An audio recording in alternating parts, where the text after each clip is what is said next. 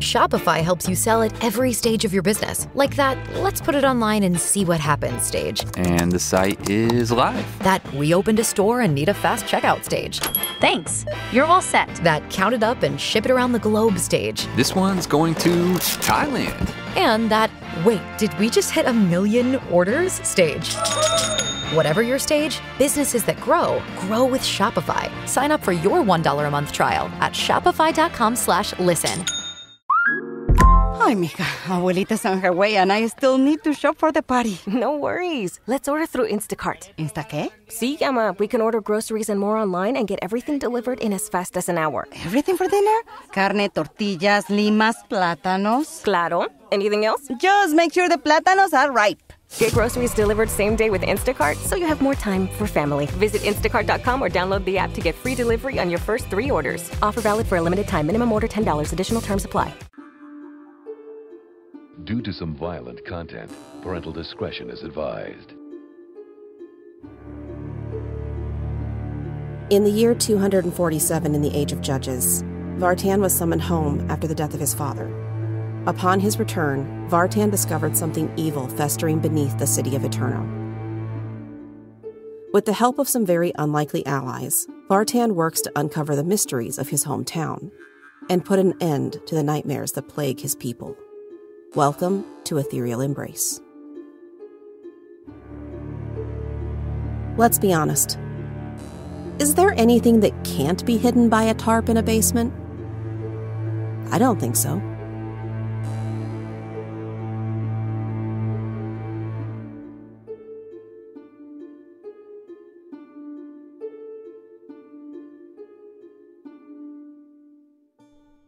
Day 3. Vartan's home.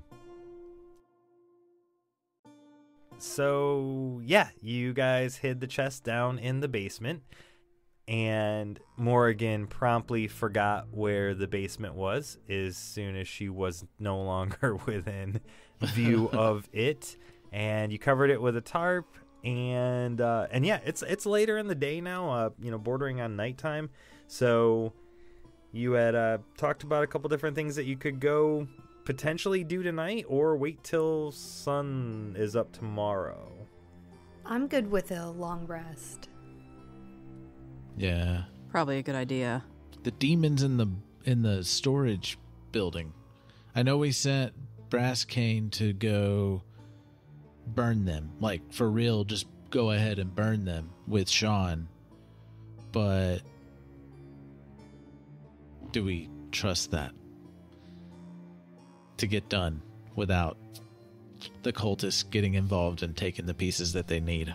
Well, Moragan, how well do you trust your friend Shawn to get this done? Shawn will get it done. It's not going to be a problem. She told me she'd help, and she'll help. She's my pair. Now, if somebody gets in her way, I guess it kind of depends on how good they are. She's your pair, like au pair, like she babysat you. No, she's my partner. We're like partners in crime, for lack of a better word. We're always paired together. We watch each other's backs. We do missions together when we're sent out on our own. We're generally not apart from each other unless we're assigned to be. So the Robin hired criminals. Interesting.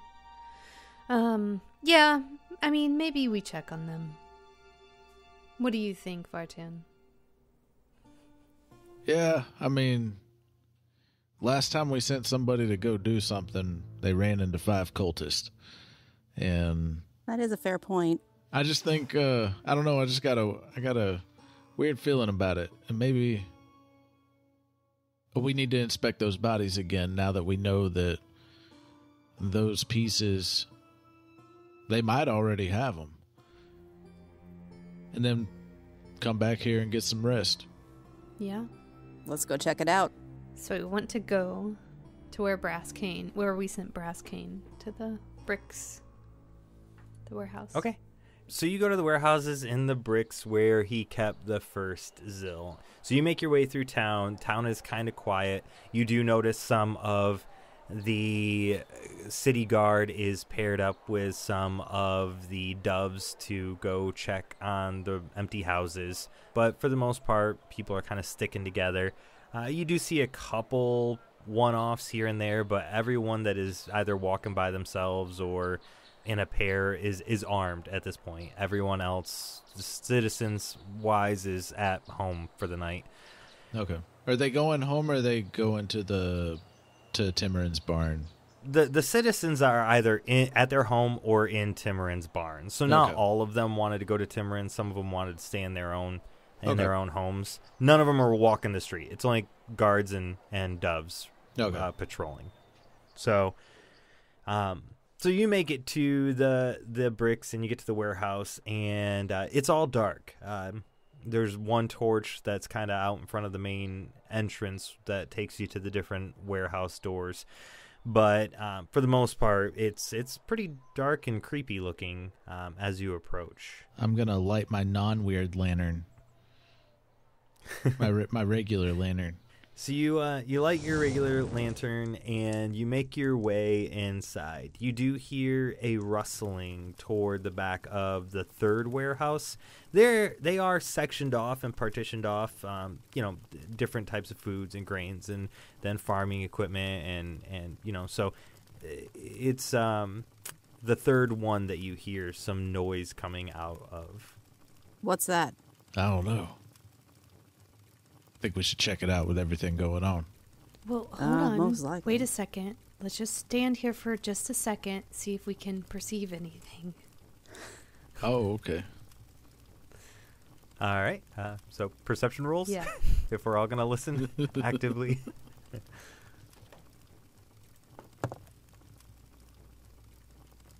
24. 8. 26. The smart one of the group that says you should stop and try to perceive stuff didn't hear anything, but you other two, after taking her advice, do hear something being dragged across the floor and low voices talking to each other. With those high of rolls, you definitely recognize that it is Brasscane and Shawn. Yeah. More importantly, are they getting along? It sounds like they're trying to move something heavy together.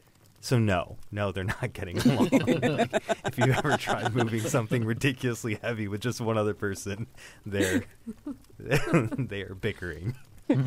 Exactly as I thought. I hope that's the first body they're moving. I'd prefer it to be the last, because that would mean they were done. Oh, that means that the others left unattended.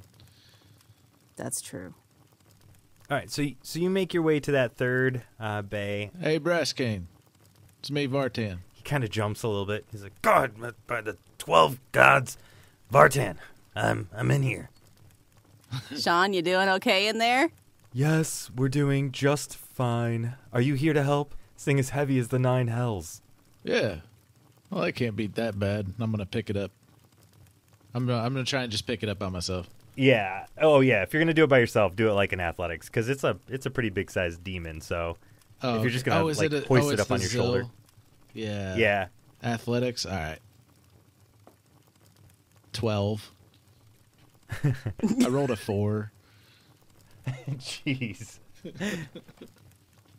Well, I mean, 12 is still better than average, but it's a pretty big demon, and there's like claws and stuff. So you come over and you start to pick it up, but I'll grab the other end then. Yeah. Yeah. Those two are dragging it already, so you just kind of lift up the butt of it, and they're holding the front of it. And there's a difference in height between you and Brasscane by a substantial amount. So, he's like, thanks. There's a wagon out here we're taking it to. We'll toss it in the wagon and we'll wheel it out and burn it. Is this the first one? Yeah, it's finally dark enough that I can move it without anyone seeing us. All right. Yeah, mind if we inspect it real quick? We'll get it on the wheelbarrow and inspect it. Where's the other bodies at? Yeah. They're back there. There's 2 more in this warehouse right here, and then the 2 chasms are in the warehouse next door. All right. I think we need to start investigating. Do you want Shawn and I to go investigate the chasms and see if there's anything missing from there? Or do you think we should all stick together in case the cultists do show up? I think we need eyes on all the bodies, so if that's what you think's best. That's not that far away, is it? Or the bay? Is that what you're asking? Yeah, it's still in the same building, right? It's just... Yeah. Like we have eyes on it all around, right?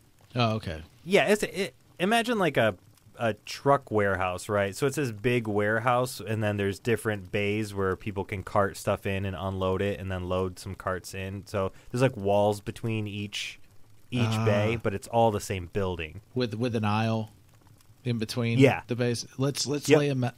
How about we lay them out in the aisle, get some light on it, and get a real good look at them before we burn them. That sounds like a good plan. That sounds good to me.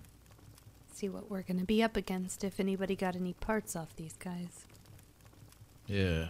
You take the bodies and you line them up between the bays. Right here in these are only the Zill and the chasms that they have kept. So you notice right away that the Morazi is not a part of the bodies.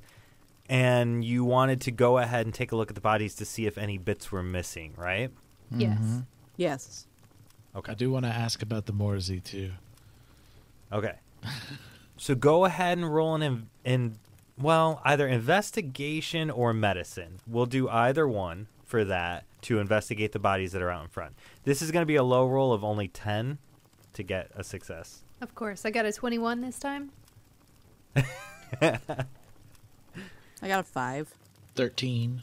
Baya and Vartan, when you're looking at it, you can tell right away that most of the Zill are killed with wounds to the back of their neck, pretty much where you had been focusing to kill them, and other people had focused to kill them as well.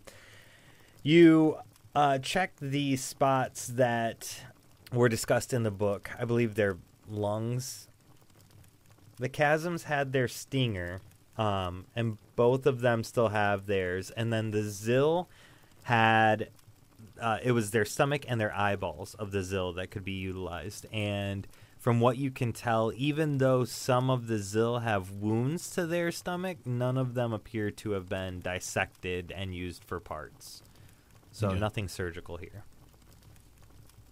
What about their eyeballs?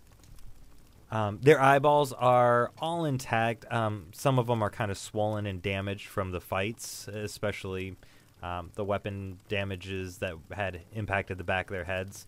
But none of them appear to have been cut out or carved out.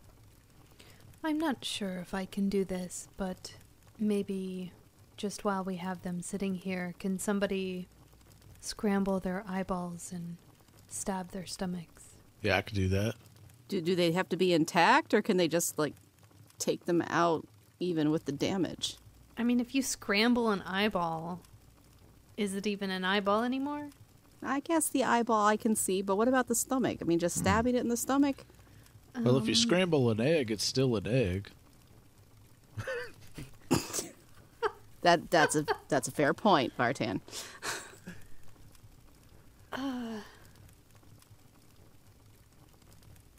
I mean, I probably just... I feel like, whenever you bake, what are those cookies they make on that one continent that's very they have feet. It's like a macaroni cookie. You know what I'm talking about. And they're very sensitive. I feel like crafting a spell would be very delicate work, and crafting a spell with a scrambled eyeball versus a whole eyeball, Yeah, it makes sense. As somebody who does craft spells, I would say they take very specific items. Yeah, I don't know a whole lot about magic. I mean, I guess it's better than nothing. I mean, Have maybe at it, Vartan. Rip the stomach in half. Don't just damage it. Just rip it in half or something. Yeah, we can go ahead and toss it in the wheelbarrow, I guess. I don't know. I'm going to pull the javelin off of my back and start stabbing the eyes out. And, man, I guess flip it over and start carving into its stomach more and stick my javelin in there and scramble it all up. Dove Shawn begins doing the same thing you're doing to some of the other, to the chasm, and Brasscane is completely disgusted. He's like, "Oh, I do not like this. This is, it smells awful," and he stands back out of the way while you do your work, kind of covering his mouth up with a cloth. Now those stingers, maybe I can crush them. Are we preparing their spell? Oh, no. Are we? we might be preparing their spell. Our heroes will be right back after these messages. Hello, it is Ryan, and we could all use an extra bright spot in our day, couldn't we? Just to make up for things like sitting in traffic, doing the dishes, counting your steps, all the mundane stuff. That is why I'm such a big fan of Chumba Casino. Chumba Casino has all your favorite social casino-style games that you can play for free anytime, anywhere with daily bonuses. That should brighten your day a little.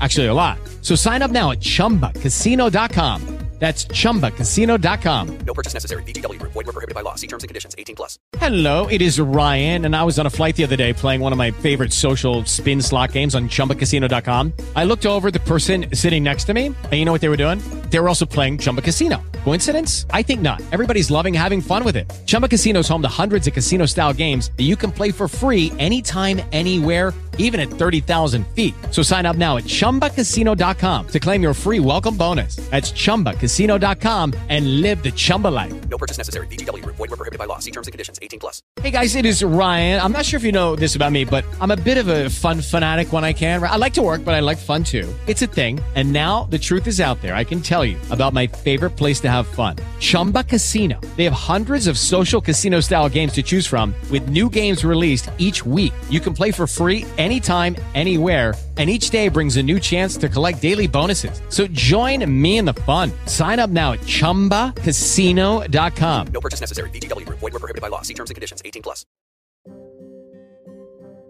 Hello, listeners.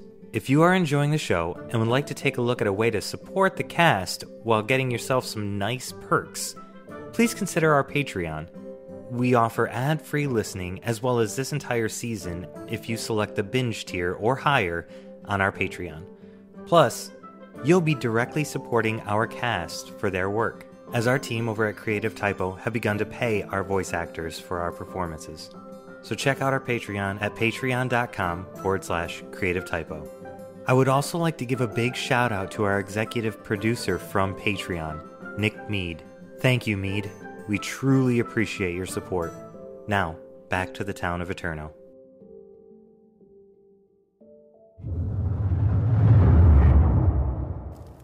I'm going to slam my great hammer onto the stingers and just break them. Morgan, maybe if you spit into the stingers, it'll ruin the potency or something. I don't know. You know, Spit? the crushed stingers, I don't know, if you mix human, I don't know. I'm just coming up with ways I don't want to get ambushed on, when we leave here. I'm just very paranoid, as you can tell. Okay. Well, I mean, if spit would contaminate it. And she just kind of looks over at Brasscane, whom I'm assuming is looking quite green at this point. Oh, yeah. And just kind of saunters sideways over and kind of grabs him by the arm and leads him over to the pile of stingers and just goes, So what did you think of all the stomachs and the acid and the gross that you see? And just kind of reaches her short sword into kind of some of the goop and brings it up to his face like, what do you think of that? Oh, yeah. How you doing? The smell alone as you bring it up away from the body is awful. It's been dead for, almost 3 weeks, coming up on 3 weeks in here. And so it's like rotting, and he just vomits all over. Yep, I just kind of lead him over the pile and let him puke right in it. And then just kind of swish it around with my sword, wipe it off on something later, and be like, thank you, Brasscane. Much appreciated.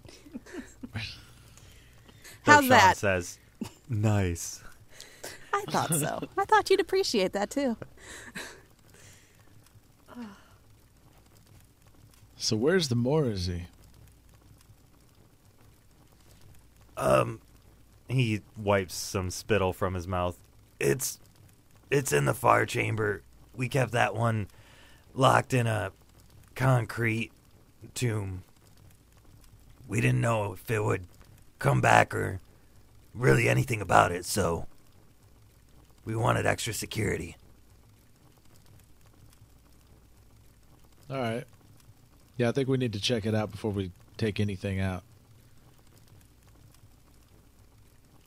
Is there any way we can start burning the ingredient pieces at least somewhere, and then we can go check it out? Because at least then there's nothing left for them to take. Yeah. Yeah, I think so. We can take the ingredient pieces. Well, we got to scoop it up with the vomit. Yeah. Throw it on the Zill. Look, it's absorbing right in. We need somebody to stay and watch the bodies while we take it out and start burning it. I could cast Fireball. All right. Okay. I cast Fireball. Do you do it in the warehouse, or do you take the stuff out of the warehouse, or? Yeah, I think we were taking it out. Yeah. Yeah, we scooped it all up into the wheelbarrow and went outside. We got all the ingredients in the Zill to go burn. So all the ingredients and one Zill, one whole Zill in the wagon? Yeah. Yeah.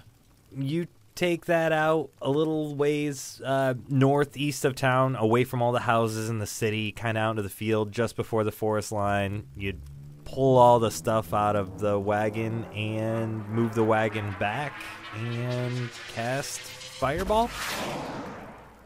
Yeah. And it goes up in a big bout of fire. It just lights right up, and it smells, again, awful. Like burning awful now. Wonder if anybody's going to notice that. Probably. Yeah, we should probably hurry. Yeah, Get back, we check on the Morrissey, definitely grab what's left. We should go check out that Morrissey first. Yeah. Brasscane takes you back to the far bay and takes you to a stone casket kind of looking thing. It's standing upright, though. And he says, "Here, help me with this." And he unlatches 2 latches, and he tries pulling the heavy door to the side. All right. Yeah, I'll help him. All right. And in there, the body is tied up and secured, standing. And the Morrissey has, man, you kind of beat the shit out of it when you guys fought it. You definitely wrecked it. So it's pretty beat up. But you do notice that there's been a surgical cut across its stomach. Okay. Baya is going to scroll through the pages that they have. Does she find anything about a Morrissey or a stomach?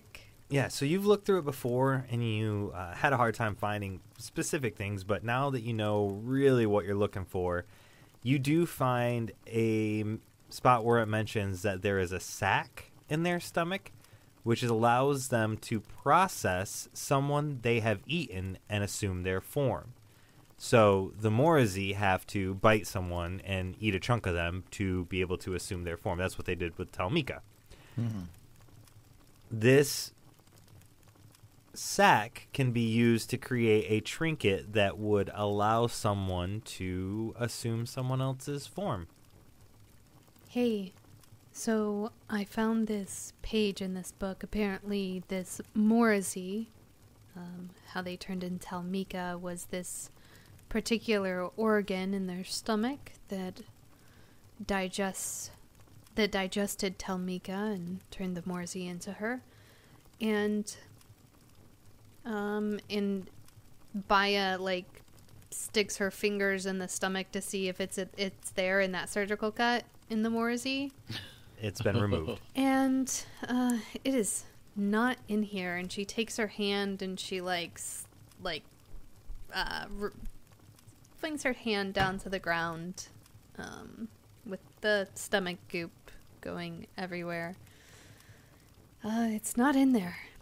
So Brasscane starts dry heaving again. He has nothing left to throw up but just you shoving your hand into that and then splattering stuff around right near his feet. Yeah, he's struggling. Deep breaths, Brasscane. Deep breaths. Brasscane, I think you need to get a stronger stomach for this job. Well, so, and she flips through the book. So what they can do with this sack from the stomach is they can turn it into whomever they choose. I would assume they would have to cut a piece of somebody to do that. So I guess be on the lookout for anyone who is slightly injured. So, two things. One, they can literally be anybody.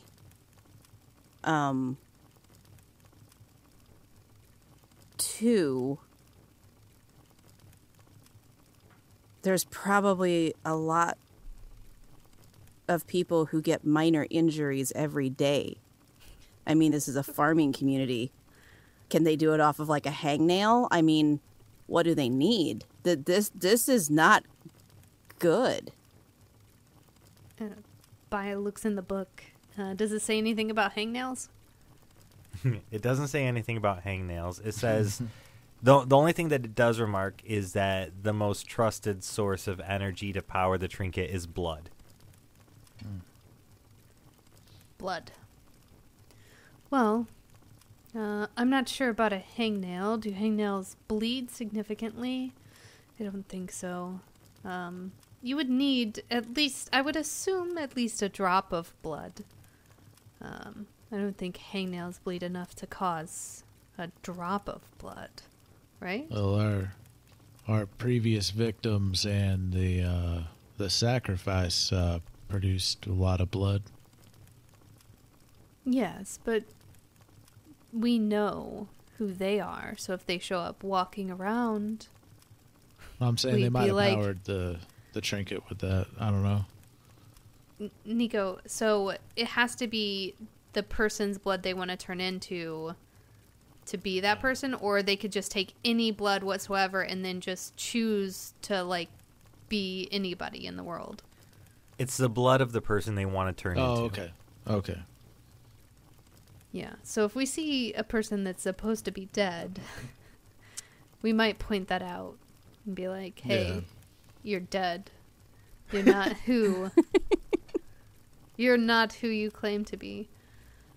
I guess you're right.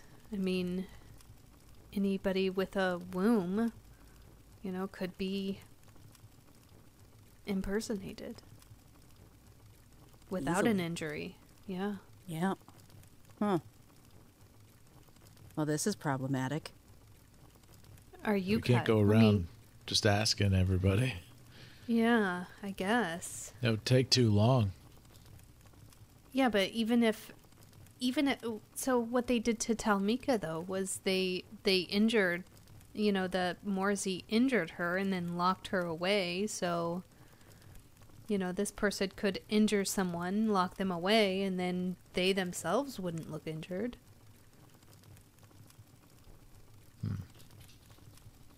Has anyone been acting strangely? Possibly you. I don't know. I could say the same thing. Let's just put that out there. Who had access to in here? Myself and Greystone. That's it. We didn't even tell the doves, no offense, about this place, because, no snooping, right? Yeah. But before we got here, did anybody else have access? I mean, how secure were you keeping this place? I've got the only key in my office for these bays. Who has access to your office? Greystone, Vartan, myself. Short list to start with. Although I'm pretty sure Vartan's just Vartan. I don't think there's many more like him around. I hope. Yeah, and I'm pretty sure I didn't go in his office. I was sleeping for 12 days. That is true. He was sleeping for 12 days. Maybe we pay a visit to our friend Judge Greystone.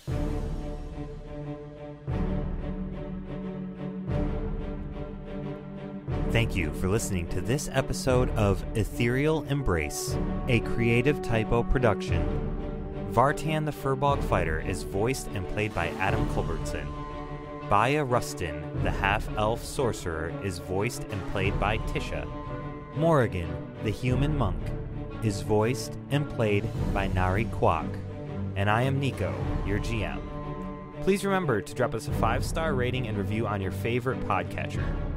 Music provided in part by Midnight Syndicate, makers of the original Dungeons & Dragons soundtrack.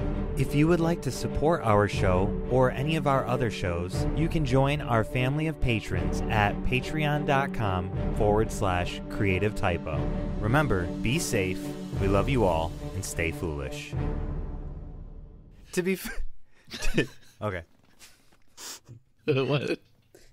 To be fair, you sent that person out to the cultist campsite by themselves, out in the middle of the woods. It's not like you sent them to the inn, found 5 cultists. We're also sending 2 people to a place where the cultists really want to get. Yeah. That was No, my I don't thought think it's a is- bad idea. I just thought it was funny how you worded it. Like, last time we sent somebody to do anything, well, yeah, you sent it to their campsite. Yeah. Of course they might have bumped into someone. Well, that's what I was thinking, but that's what Vartan said. Yeah, all she had to do was go get some coffee, and all of a sudden, boom. I don't know. All I asked for was 2 sugars in my coffee, and she brought 1. I sent her for the second, and then boom, 5 cultists. I don't know how that happened. It's a totally normal Tuesday.